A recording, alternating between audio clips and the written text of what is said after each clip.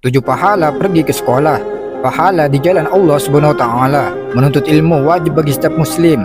Nabi Muhammad SAW bersabda, menuntut ilmu itu wajib atas setiap muslim. Hadis riwayat Ibnu Majah nomor 224. Dari Anas bin Malik, Rasulullah SAW bersabda, barang siapa keluar dalam rangka menuntut ilmu, maka dia berada di jalan Allah Subhanahu wa taala sampai ia kembali. Orang yang pergi ke sekolah seperti berada di jalan Allah Subhanahu wa taala.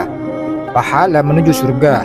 Sebagaimana hadis Abu Hurairah radhiyallahu anhu, Rasulullah SAW bersabda, barang siapa menelusuri jalan untuk mencari ilmu padanya, Allah Subhanahu wa taala akan memudahkan baginya jalan menuju surga. Hadis riwayat Muslim, yang artinya kita akan lebih mudah masuk surga jika kita pergi ke sekolah untuk mencari ilmu.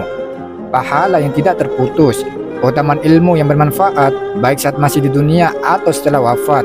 Jika seorang manusia meninggal, terputuslah amalnya kecuali dari 3 hal: sedekah jariyah, ilmu yang bermanfaat, dan anak soleh yang berdoa untuknya.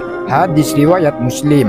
Jika ilmumu bermanfaat, maka pahalanya tidak akan terputus meskipun kita sudah wafat. Warisan para nabi.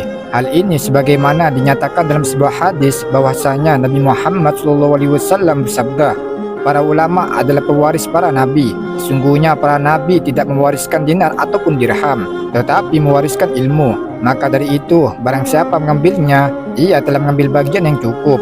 Hadis riwayat Abu Daud, At-Tirmidzi, dan Ibnu Majah.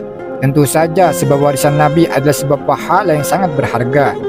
Orang berilmu tidak terlaknat. Sebagaimana sabda Rasulullah SAW, ketahuilah bahwa sesungguhnya dunia itu terlaknat, dan terlaknat pula isinya kecuali berzikir kepada Allah Subhanahu wa taala dan ketaatan kepadanya, orang berilmu dan orang yang belajar. Hadis riwayat Hasan At-Tirmidzi nomor 2322. Orang yang berilmu tidak akan terlaknat. Tentu saja orang yang berilmu harus belajar dan sekolah. Pahala berlipat. Sebagaimana sabda Rasulullah SAW yang artinya, siapa yang mengajak kepada petunjuk, maka dia mendapatkan pahala seperti pahala orang yang mengikutinya tanpa mengurangi pahalanya sedikit pun. Hadis riwayat Muslim nomor 2674. Orang berilmu akan dicintai Allah Subhanahu wa taala.